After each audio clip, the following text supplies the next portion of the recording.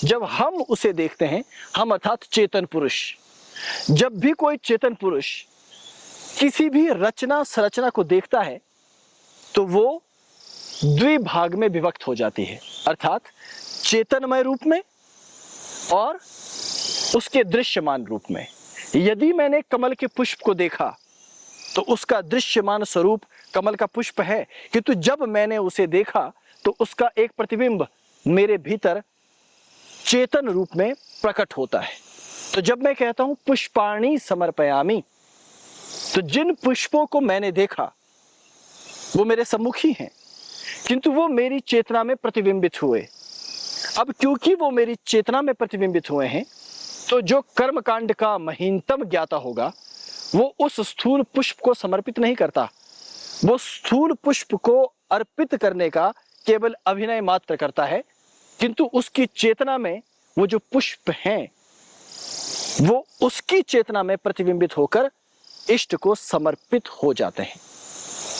इसलिए जिनको कर्मकांड समझ नहीं आता, जो कहते हैं ये व्यर्थ है, जो कहते हैं ये प्रपंच है, दया आती है उनकी सूक्ष्म बुद्धि न होने पर, दया आती है उनके मस्तिष्क के उस प्रलाप पर जो स्थूल विषय प्रपंच, उस पर तो तर्क वितर्क कर लेते हैं, किंतु जो सूक्ष्मतम रहस्य होते हैं उसको जान नहीं पाते।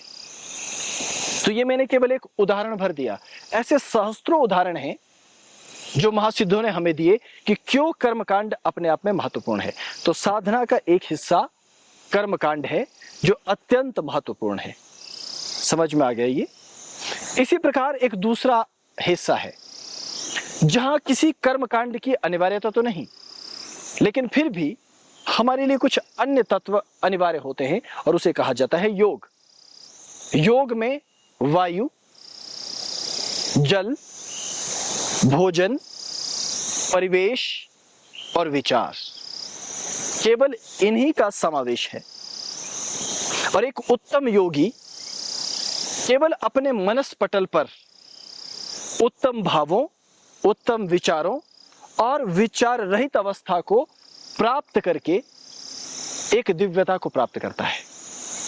तो साधना का एक पथ योग का है, जिसको आप समाधि की ओर गतिशीलता कहते हैं। वहां पर आपको पदार्थ नहीं, लेकिन भीतर उसी चेतना के द्वारा पदार्थों को देखना होता है और पदार्थों से मुक्त होना होता है, पदार्थों को अनुभव करना होता है और पदार्थातीत अवस्था को प्राप्त करना होता है। ठीक इसी तरह योग के अतिरिक्त अन्य मार्ग है जिसमें हम यंत्र और मंत्र की सत्ता को लेते हैं, जिसे तंत्र का मार्ग कहा जाता है। अब मंत्र एक विचित्र सत्ता है।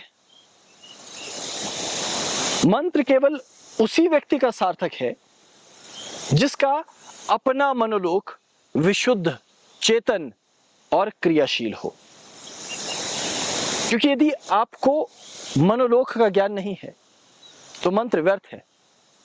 एक उदाहरण देता हूं कि मेरे पास एक फल है, ये छोटा सा, जिसका ये, अब यदि मैं ये कहूं कि मेरा मंत्र इसका रस निकाल देगा इस फल में से, और मैं मंत्र पढ़ता हूं, तो आपको इसका रस निकलता हुआ दिखाई नहीं देगा। तो मुझे मंत्र की सत्ता को जानने के लिए, उसे उसके वास्तविक रूप में लाने के लिए इस फल को अपने भीतर ले जाना होगा, एक अलग लोक में, जिसे मनोलोक कहा जाता है। वो मनोलोक कल्पना लोक नहीं है, वो मनोलोक कल्पना लोक नहीं है। मनोलोक को जब आप जान जाएं और उस मनोलोक के भीतर इस फल को ले जाएं, और वहां जाकर जब आप मनोलोक में इस फल को पुनः ऐसे ही पकड़ें और फिर जो मंत्र आपको दिया जाए आप उस मंत्र का प्रयोग करें, तो इसमें से रस निकल आएगा। समझ आया? तो हमारा जीवन, जो आप और हम जीवन जी रहे हैं, हमें केवल यह प्रतीत होता है कि जो जीवन आप इस स्थूल शरीर के द्वारा देख रहे हैं, जी रहे हैं, केवल वही एकमात्र जीवन है, जबकि यह बहुत सीमित सा सत्य है। एक विकसित मनुष्य तब पूर्ण विकसित है जब उसका शरीर, मन, बुद्धि, अंतःकरण, मन, बुद्धि, चित्त, अहंकार सब एकदम उत्तम अवस्था पर हो। तो वैसे ही तंत्र हमें समझाता है कि मंत्र की सत्ता मन के भीतर है और यंत्र की सत्ता मनोलोक से भी ऊपर एक अन्य स्थान है, विज्ञान लोक। विज्ञान मतलब साइंस एंड टेक्नोलॉजी नहीं है, ठीक। विज्ञान लोक एक ऐसा लोक है जो इस माया और पूर्ण सत्य के मध्य में स्थापित होता है, और जहां आप माया को माया जैसा जानते हैं और सत्य को सत्य जैसा जानते हैं, जहां व्यक्ति को नीर क्षीर विवेक हो जाता है, वहां पर यदि आपको झूठ और सत्य दोनों को मिला कर दिया जाए, सत्य और असत्य दोनों को ही, तो आप उन दोनों के मध्य साफ साफ अंतर कर पाते हैं।